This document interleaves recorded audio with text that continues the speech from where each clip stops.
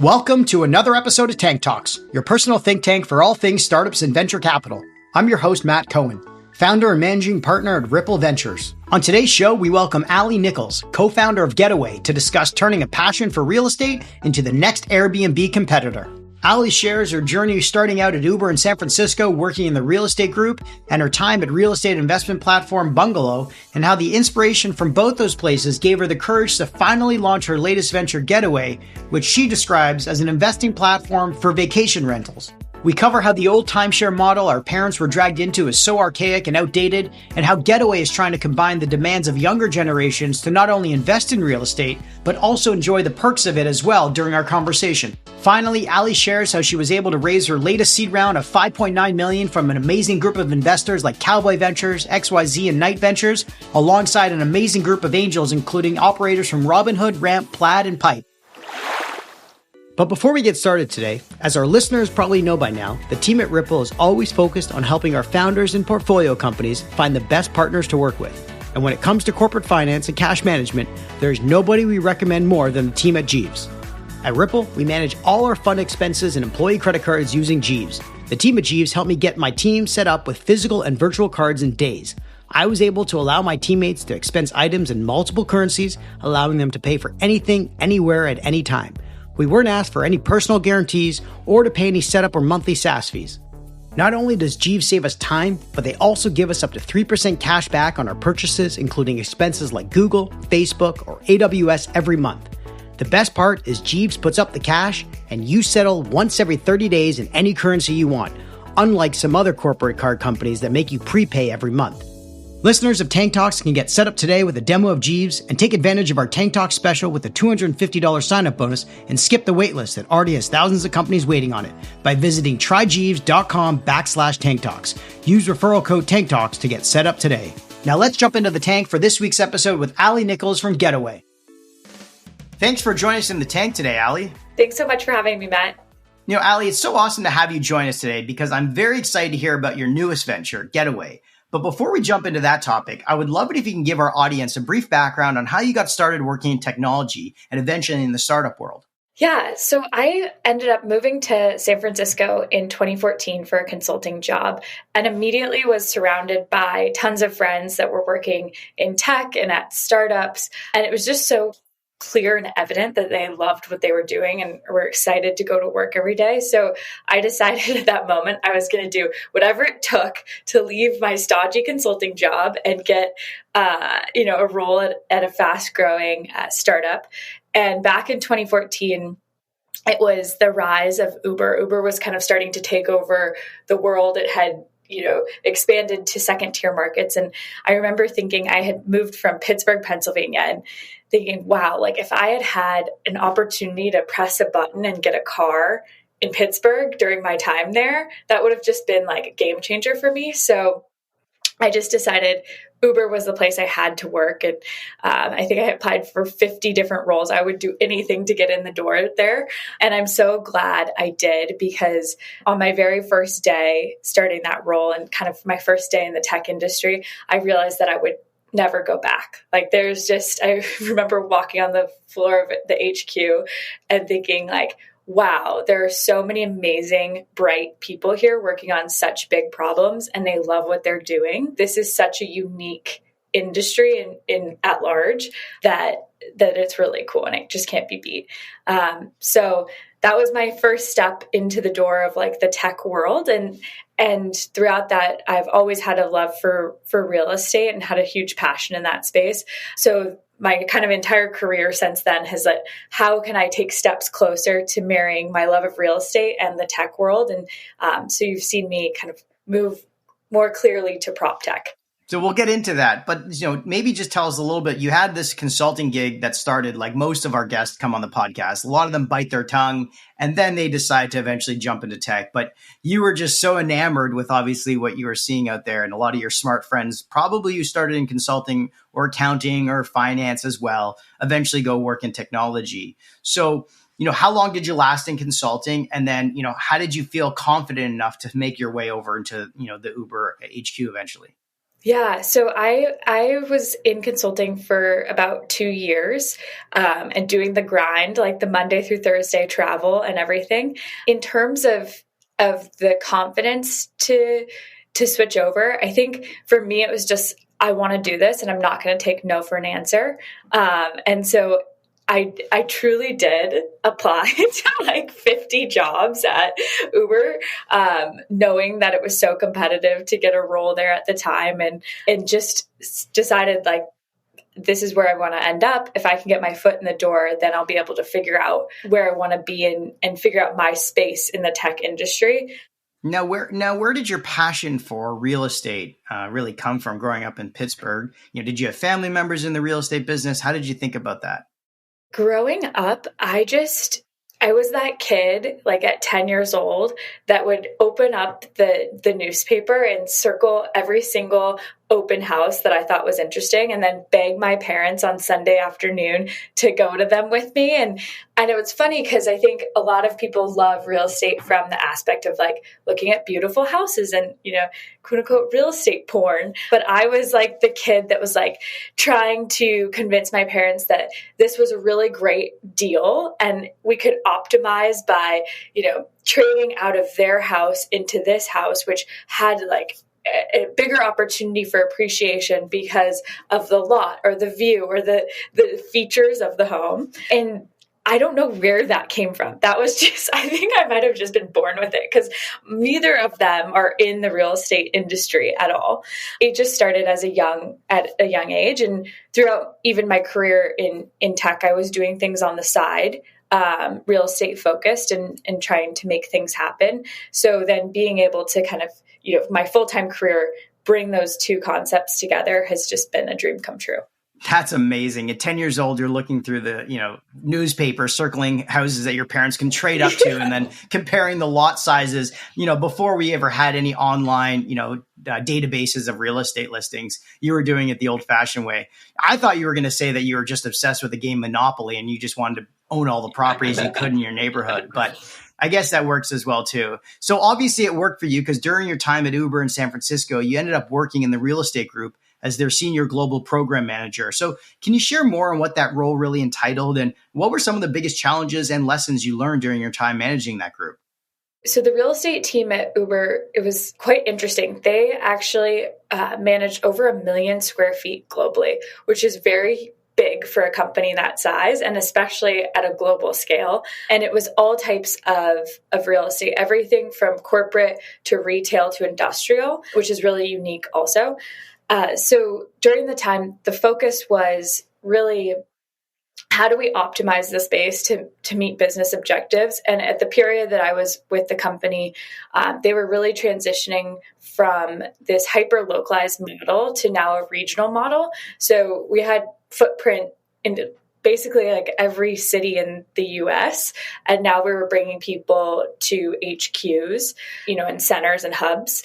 Every day was really a puzzle of like, how do we optimize for the business objective while also meeting cost objectives? And so kind of going back to what I loved about real estate as a kid is like this big puzzle of optimization and where are the best deals to have and how do you make the equation all makes sense. That was what we really got to do with the Uber real estate team. I didn't know they had a big portfolio of industrial, commercial, and I guess retail space. What were they using each space for? I mean, I can understand what the commercial was for, but what was the industrial and retail for?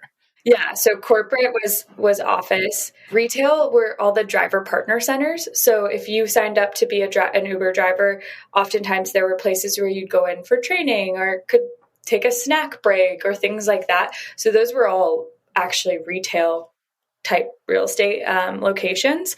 And then the industrial was for, at the time, the self-driving car program. Got it. So you were, acquiring and trying to find the best uses for all the different real estate out there. Has the portfolio grown since you left? I can't really speak of that. I know at the time they were actually trying to downsize a lot on the corporate side, move the smaller offices in like Columbus, Ohio to an HQ office in Chicago and things like that. But I've been out of touch from that for quite a bit now. No worries. And what was some of the greatest lessons you learned during your time managing, that real estate group? The biggest takeaway I had from my time at Uber in general was it was the first time in my career that I really experienced this culture of celebrating really moving fast and getting stuff done, which, coming from a more corporate consulting role, there's so many processes and bureaucracy of projects and who does what. And being at a startup and a really fast-paced startup with the culture like Uber, it was just no, you just run through walls, you make it happen, and that's celebrated. And that's something I really value personally and has been something I've brought with me throughout my entire career to date. That's awesome. It's like the saying, what did you get done this week, as Elon Musk says to the former CEO of Twitter. Yeah. Fantastic. So in your next role, you moved over to Bungalow, where, you seem to really think about real estate a lot, obviously. And that was a place where you focused on, how renters and homeowners manage their assets. So can you share more about your time at Bungalow and how your time as the VP of Growth and Strategy enabled you to understand the real estate market much better? Yeah, I was super fortunate to join the Bungalow team when they were still a seed stage company. And I believe there was 10 of us in the office at the time. And I joined that organization as a city launcher. So initially, I just got to go into market and truly look at the dynamics of the real estate market in that area and figure out how does Bungalow most successfully launch and scale their presence in a city quickly and profitably as well. And was really successful in helping them expand to over 15 markets in less than 18 months, and then had the opportunity from there to really take over just about almost every business function at a period of time. So everything from customer success to sales to marketing and then to real estate. And having that firsthand experience at seeing every aspect of the business really helped me identify that there was a huge opportunity for Bungalow to pivot into what institutional or the industry calls single family rentals, or SFR. I was able to partner with the founders, and we really shifted the business model to becoming this tech-enabled operating platform for institutional capital to deploy into single family rentals. So that meant Bungalow would go out, source deals, transact in the deals, renovate, and then property manage on their platform. And with that, we were super successful right away. We closed a partnership with a big institutional partner for a $700 million SFR fund. And I had the opportunity of, helping build all of the business, processes and product around being able to successfully launch that, and then getting to operate that, build out the team to go operate it. So it was definitely a firsthand crash course in how do you scale a real estate fund, and really gave me the knowledge and experience now that I've taken with me to start Getaway. That's incredible. I mean, I assume, some of the largest landlords out there are like the Blackstones and stuff of the world who own a huge portfolio, but I don't think a lot of them have a tech-enabled platform powering a lot of what they do.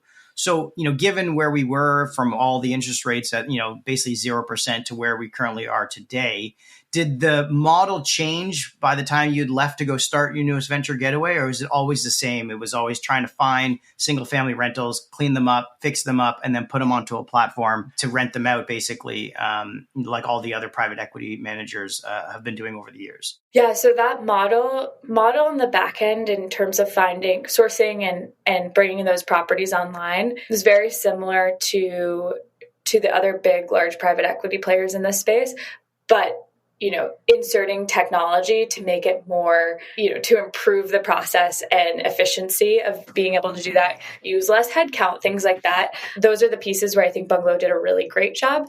And then on the actual management of the portfolio of homes, they had a really unique advantage by having really a brand geared towards millennials that other property managers in the space just weren't investing in those types of channels of how to find customers and investing in the experience and things like that I think was a really unique advantage for Bungalow. Yeah, that makes a lot of sense. Like everyone thinks like there's just so much demand for rental homes, especially in the US market, that you don't need to think about customer acquisition strategies or cost even associated with that because it just works, it gets filled. But that's probably where you came up with your newest venture, Getaway. And the problem that you're trying to solve there, which is obviously similar to like the millennials renting problem, but it's more along the lines of meeting investing with renting in the vacation space. So can you tell us a little bit, how you decided that there was a problem with the way that vacation rentals were being invested in and managed? And then how did you think you were the right person to solve it?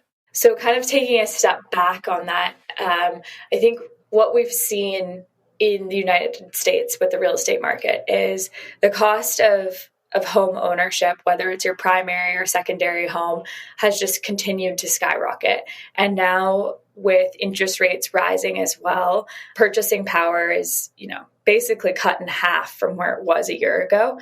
And so, what my co-founder and I experienced firsthand was we had all of this professional experience from our day job going out and finding homes as great investment properties. But when we tried to do it ourselves, we were met with, oh crap, like we as two like semi-successful millennials still don't have enough capital saved up to do this effectively. And we're not able to lock in the cost of capital or interest rates like you can if you are a large institution or a fund. So we're just at a disadvantage. And so I really got passionate about this idea that the idea of how our generation and generations to follow experience owning real estate is going to shift.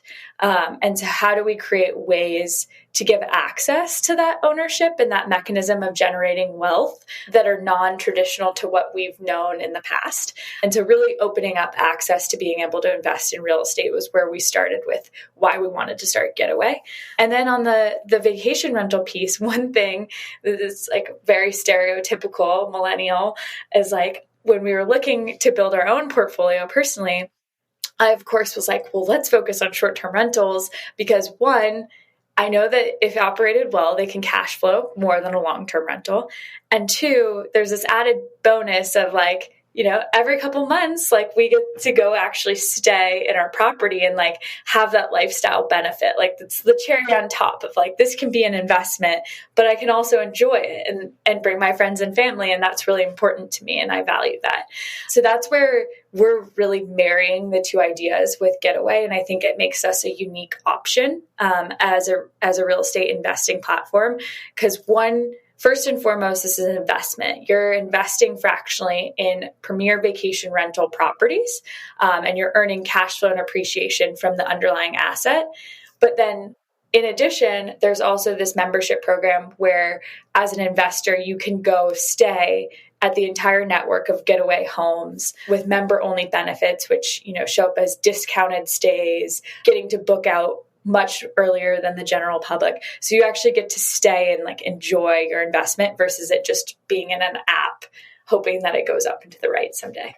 I mean, the concept sounds brilliant. My wife and I travel all the time. And even during COVID, we spent a month and a half in California, traveling around Northern California, Yosemite, Big Sur, everywhere. And every single house we went to, I was like, yeah, I'd like to buy this. And then obviously looking online and seeing how much it costs, let alone being a Canadian trying to buy real estate in the States is impossible. So I totally understand it. The hard thing, though, for me to really think about is with interest rates where they are, and obviously buying vacation rental properties is very different than buying, your actual primary residence, obviously also treated differently from a tax perspective. So I really want to make sure I get into the actual sausage making of how this process works. But let's talk about you and your co-founder, because you and Amir met at Bungalow, and where he led product and design. And besides the fact that you both worked together and obviously had a passion for real estate, especially the single family home rental space, how did you both come to agree that there was this bigger opportunity in investing in the vacation rental market together? And how did you know you were going to be the right co-founders together? Amr and I had partnered together, and when I spoke earlier about building the real estate fund at Bungalow, he was my product counterpart on everything we built. So we had spent multiple years building this new product together in this specific space, and just clicked. Like we work super well together. We complement each other's skill sets, and I think we push each other to go faster. Think about new ideas and things like that. So it was just an immediate like fit in terms of a co-founder relationship. And I don't even know if we ever actually had a specific conversation of, oh, we're going to start something together. It just like happened so naturally. We started working on things on the side and it was just like, oh, I guess we're doing this. It was just so fluid in that sense. So was really excited about pursuing that path with him. In terms of us saying we want to go after this space and we feel really passionate about it, one, we knew that we wanted to open up real estate investing to the like average everyday consumer and make it super accessible and a way for folks to generate wealth. And like specifically, we always talked about how do we make this accessible for our friends and the group of people in our network that talk often about wanting to invest in real estate, but aren't willing to take on the risk of doing it 100% on their own. So creating more avenues to open up ownership in that sense. And then specifically on the vacation rental market and the short-term rental market, with the rise of Airbnb over the last 10 years, the short-term rental market has now become much more predictable in a sense, or forecastable from a business perspective. Is like there's so much data on how properties can perform and markets perform and the dynamics that it's from an underwriting perspective as a real estate investor, you just have so much more at your fingertips that make it an easier investment decision than ever before.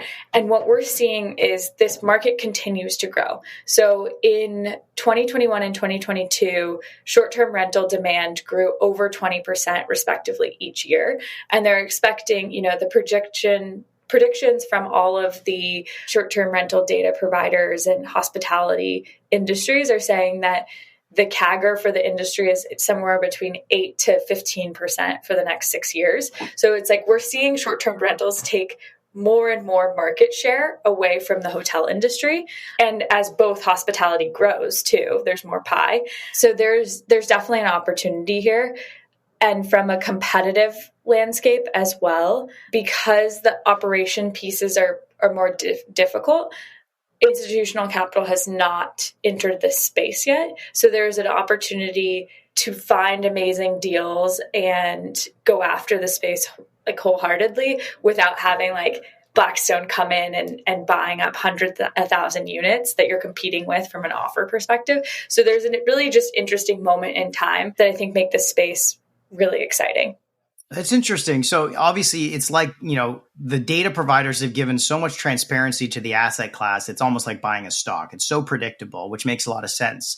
However, the part you're saying about how Blackstone wouldn't go into buying some of these more luxury short-term rental vacation homes, is it because they like to buy portfolios of like 1,000 homes from another seller all at once instead of going in and analyzing each individual asset as its own cash flow generating short-term rental? Is that why there's an opportunity for individuals to acquire those assets? So first, it's such a new asset class that it hasn't become institutionalized before. Like if we look back at history, even single family rentals 20 years ago were not considered an institutional asset class because they were so difficult from an operational perspective to manage. Like it's much easier operationally to manage a multifamily building of apartments or condos where you can put, an operations manager, a leasing office and everything on site versus a distributed model of single family homes.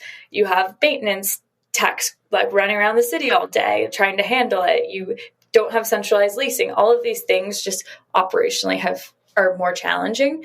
But what happened over the last 10 years is technology has really helped improve processes and operations. And, I think just down to maintenance is like the routing software that enables the most efficient route of a technician throughout the day. So you're optimizing their time and reducing your overhead labor. Like those unlocks have made the single family rentals an institutional asset class.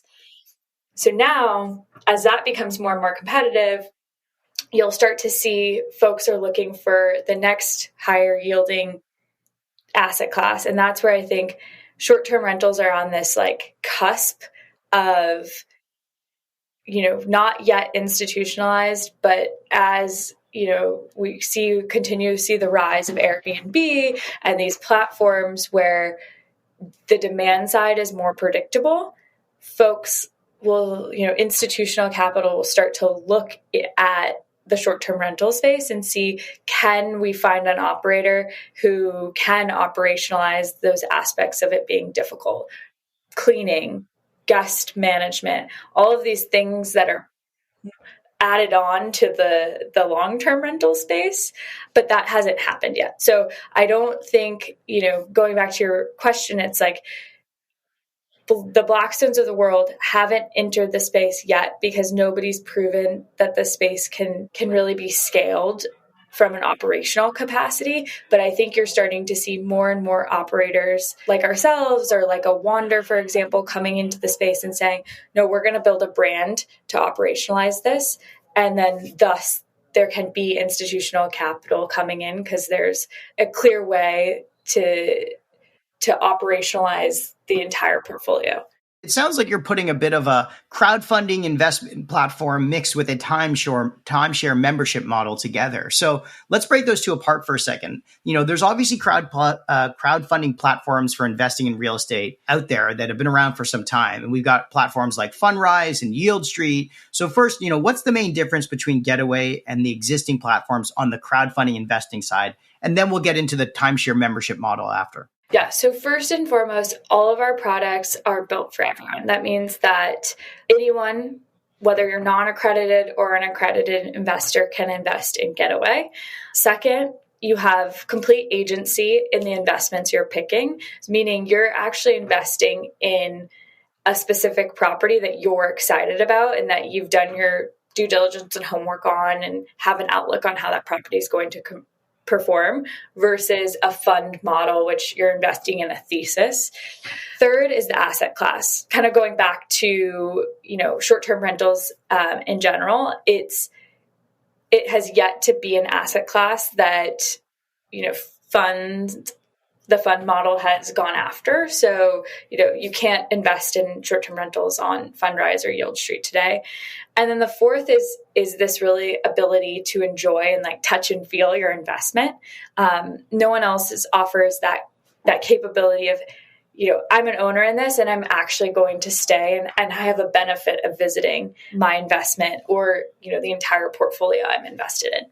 Yeah, it makes tons of sense. Fundrise, Yield Street, it's a financial return. You're looking at a portfolio. It's a package of assets that you can just go in and get your yield on and not think about, I'm going to go stay in that house in Albuquerque, New Mexico. That's one of like 100 homes in one of the funds that you invested in on that platform, which I love way better with your model. But, I also got excited when I started seeing that it's not just about the investment side of it, but it's also the timeshare membership model that you guys are building within Getaway, which I absolutely love. So can you explain sort of how the legacy timeshare model works for our listeners, mostly for our parents' generations who got stuck with those shitty assets in like Aruba or something that they never had over Christmas, obviously, and how you're trying to flip that timeshare model on its head?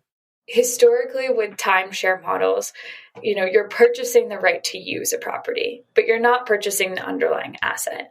And so that's the most important thing with us with Getaway is as an investor, you are purchasing and you are the owner of real property or percentage of real property that is income producing. You have the benefit of earning cash flow and appreciation from that timeshares never offered. So we think about it first and foremost as an investment into the real property. And then on top of that, we've layered on the ability to use the property at a discount. So you can think of the Getaway model as and the membership model is more analogous to like your Delta Airlines mile membership, where the more you're invested on the platform, the more benefits and perks you receive. We're really hope to encourage folks to, invest a little bit in property one, invest a little bit in property 2, 3, 4, diversify your holdings, and then also increase your membership benefits for using the Getaway platform and staying within the Getaway homes. That makes sense. I like that model a lot more, especially the Delta Airlines comparison. Now, run me through an example of what happens if an asset in like Scottsdale, Arizona is put up on the site and people submit their interest to invest in it. They get units in that asset. What happens after you acquire the asset, though, and other people want to come in and invest and buy more units at it, but the actual asset's already been transacted and owned by that first group of investors? How do you let those other follow-on investors join if the asset's already been acquired? Do you just issue more units? So every asset has a number of equity shares available. And once those equity shares are sold off, that asset is closed for investment. So we're never adding more ownership. Your ownership percentage when you first invest in the property is what you'll have the entirety of the hold period.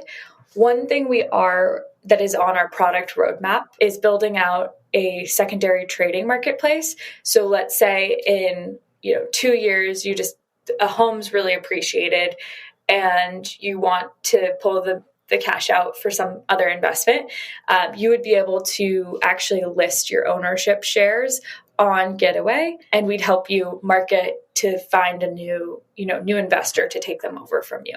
So that's one thing we're building in for liquidity over time.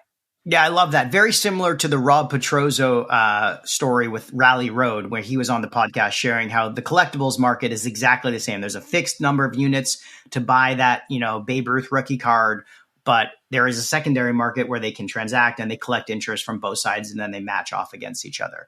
I love that. Now, have you ever thought about if people want to reinvest their, yield or interest on their units to discount their their cost for renting the property back to themselves? Yeah. So we're actually, in today's world, when you are issued your dividend or your payout on the rental income, it goes into a Getaway wallet where you could deposit directly to your bank account, or you could use those funds towards your next vacation. So one thing that I've loved about the concept is make your initial investment and then have your investment pay for your future vacations. It can just become your travel fund and apply it to getaways at a discount. So you have this double benefit of initial investment becomes my travel fund and I get a discount on all future vacations.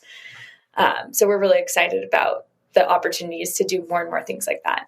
That makes total sense. So can you give our audience a sense of what kind of yields are you typically trying to target and what the discounted rate to rent the property is as a membership owner without recycling funds from your investment or your wallet? Yeah, of course. So from a target return profile, we're really trying to achieve, a 15% plus annual return. And that's made up of gross, not net. Gross, yeah. So that's made up of rental income yield or a cash on cash plus appreciation. And so on the cash yield perspective, we're really trying to hit an 8% or greater, which last year I would have said a 12% or greater, but with interest rates, we're just, dealing with the moment in time. And then also, looking for really strong appreciating markets historically and into the future. So, how has the market appreciated over the last 20 years? Not just the last 2 years, but the last 20 years. And what can we look at? What can we expect, looking at the next 10 from a population growth perspective, from a desirability and on the demand side and things like that. So those are the two kind of factors that go into that target return. And then in terms of the travel benefits, the discounts range from 10% to 30% off your nightly stays. Oh, that's fantastic. And so, you're getting hopefully, 8% or so on your money, and you can recycle that, or you can get a 10 to 30% discount, which is also a win-win. Obviously with interest rates and mortgages at 7% now, it's much harder to squeeze out a higher return.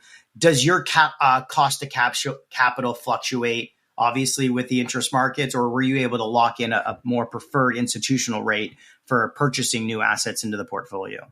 So right now we are fluctuating a bit. Our goal is we're working on a larger partnership with an institution to have some preferred capital going forward.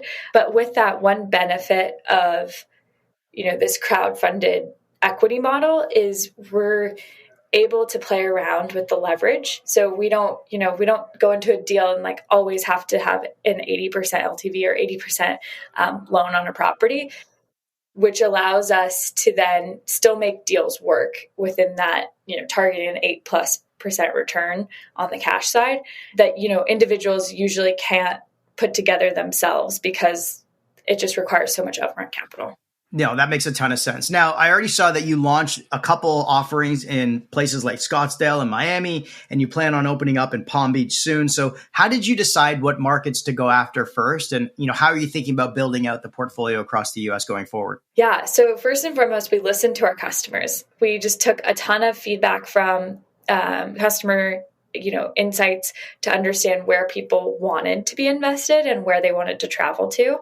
And surprisingly to me, warm markets win out every single time. Even though I'm a big skier, I was like, come on, where are the mountain towns here? But folks love to be, near the beach or in a market that's, historically very warm next to the pool. So those places we've seen have been really strong from the demand side. Our focus, in the next year is to launch in 3 to 5 markets. So like you mentioned, Arizona, Florida, there's tons of markets within those two, and then also Southern California. And then hopefully, for my sake, we'll launch soon in a kind of Rockies mountain town, but more to come on that. I will be your first investor whenever you open up your place in the Rocky Mountains, because we are big skiers as Canadians as well. And yes, I completely agree. Our family rents a place in Scottsdale every winter, and the market has just gone berserk, and it's impossible every year to find a place. And even the owners are taking back their places and taking them off the market. So I can see why there's a ton of demand for places like Scottsdale and Miami and obviously Palm Beach as well. So that's fantastic. Now, you recently announced a $5.9 million seed funding round from some amazing group of investors like Cowboy Ventures, XYZ, Knight Ventures, along with some amazing group of angels, including operators from Robinhood, Ramp, Plaid, Pipe, Masterclass, Divvy, and so many more. So can you tell us how this round came together and how you were able to attract so many great operating angels? Yeah, so I think first and foremost, we're at this very interesting time in real estate in America. And, our investors were right on board with us that things are changing and new ways of ownership are emerging. And so kind of the right time for a product like ours to open up access to real estate for the mass population has been really key. And then Amr and I fortunately have tackled really similar problems in our career. So there was definitely a founder market fit that really helped us during that fundraise process. And I think also having partnered together previously really helped, the founder market fit, the founder pairing just all made sense to our group of investors. And what were some of the greatest benefits you have already started getting from those angels at, Ramp? And you got a little bit of a crossover in some of the fintech areas right here with Robinhood, Ramp, Plaid, and Pipe. But what are some of the benefits you're immediately seeing from some of those angels? First and foremost, the network is absolutely incredible. So for us from the tech side, building all of our infrastructure and payment solutions, having folks that have been in the space or been at companies where we're relying on them and partnering with them to be successful has been a huge, huge, huge help from our angels and our investors in general. Fantastic. Well, I love the model, and I love what you guys are doing to disrupt the timeshare model that our parents got sucked into when they went on vacation 25 years ago for. But before we wrap things up, we always ask our guests for their fast favorites. So first off, your favorite podcast. The All In, but I am getting married next year. So I've been now getting into all of these wedding planning podcasts, which is my secret indulgence. But don't tell my fiance. He would laugh at me.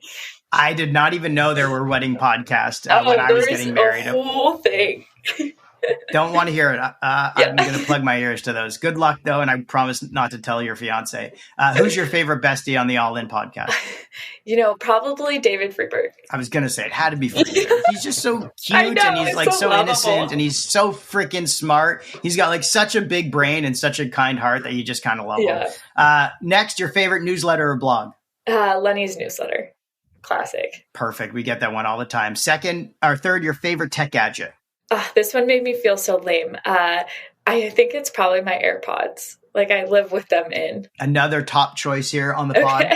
Next, your favorite new trend. Fractional real estate investing. Duh. Duh. Talking your own book, of course. Next, your favorite book.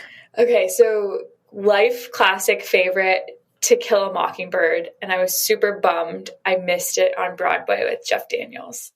Oh, I didn't even hear about that. That's amazing. Yeah. So my wife's been reading that to our daughter, who's like not even 2 years old. And it puts me to sleep, but it is a great book. And hopefully she'll read it when she's a teenager. Yeah. And last but not least, your favorite life lesson. You'll always catch more flies with honey than vinegar. Ah, fantastic. I'm sure that's going to be in your wedding speech. Thanks so much for joining us on the pod today. Ali Nichols, co-founder of Getaway. Thanks for listening to another episode of Tank Talks. To learn more about this episode, be sure to go to Apple Podcast or Spotify to find more detailed notes on this episode or to check out previous episodes. Also, if you enjoyed this episode, please leave us a review and a rating as it helps us out a lot. And hit that subscribe button so you can get notified when new episodes come out. Finally, make sure to give me a follow on Twitter @MattyBCohen or @Tank Talk Podcast to stay up to date on new episodes or to be a guest on our show. Till next time,